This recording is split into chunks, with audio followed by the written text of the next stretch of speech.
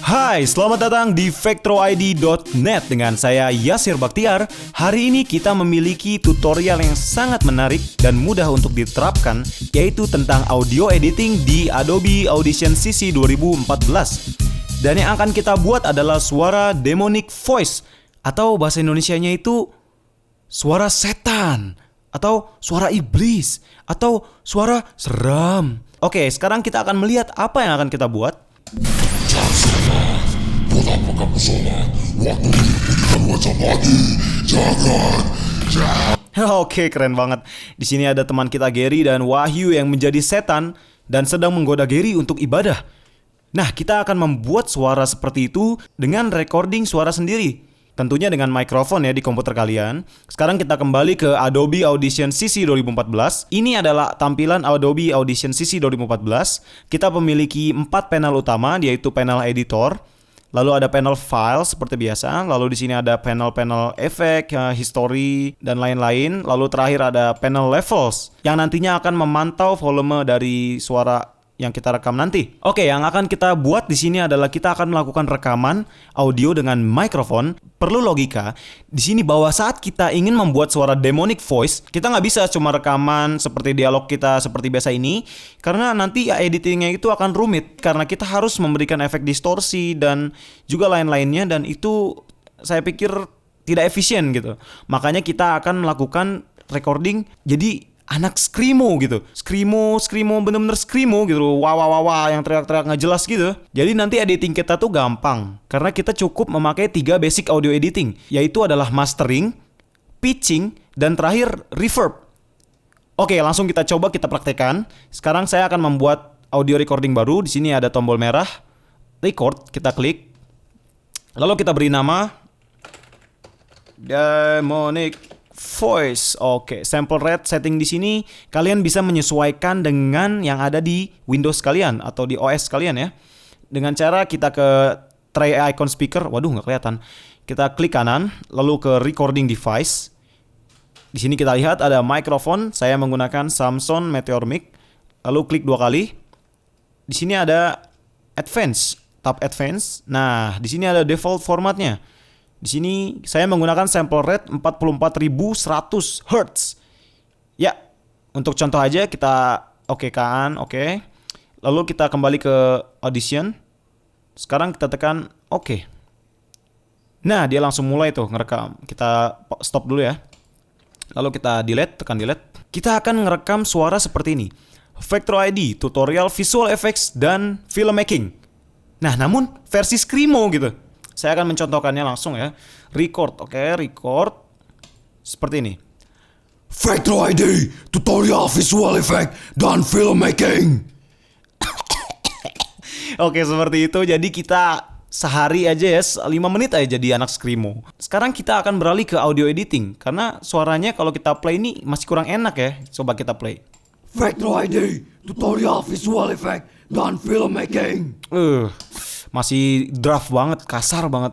Pertama, seperti yang saya bilang, kita akan melakukan mastering ya. Logikanya itu, jadi kalau mastering, gini, misalkan kita ngomong 5 kata. Nah, 5 kata ini, kata pertama kenceng gitu kan, volumenya misalkan 10 desibel. Di kata kedua kita loyo, atau pelan gitu suaranya. Atau di kata ketiga lagi kita naik lagi tinggi. Di kata keempat kita juga rendah lagi. Nah, itu nggak bagus untuk dijadikan sebagai footage recording. Maka kita harus melakukan mastering supaya audio levelsnya itu setara gitu. Paling nggak setara lah. Jangan sampai ada yang kencang, ada yang pelan, ada yang keras, ada yang pelan gitu kan. Jadi kita akan melakukan mastering dulu ya. Dengan cara gini. Kita pergi ke effects, ke special, lalu ada mastering. Nah, settingan yang saya pakai itu nggak banyak.